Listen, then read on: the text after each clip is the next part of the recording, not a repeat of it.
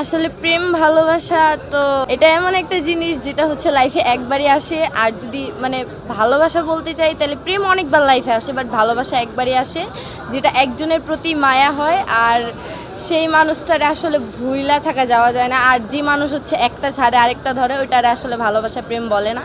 So এটাই একজনের প্রতি একটা মায়া বসে যাওয়া, সেটাই হচ্ছে প্রেম ভালোবাসা আমার মতে। আমি আরেকটু যোগ করে দিই আপনার সাথে। পবিত্র প্রেম ভালোবাসা হলো সম্পর্কটা যেদিন থেকে শুরু হয় সেই দিন থেকে মরণের আগ পর্যন্ত যারা একসাথেই থাকে, সুখে দুঃখে সবসময় হাতটা ছেড়ে না দেওয়া, এইটাই হলো সত্যিকারের প্রেম ভালোবাসা এবং পবিত্র ভালোবাসা।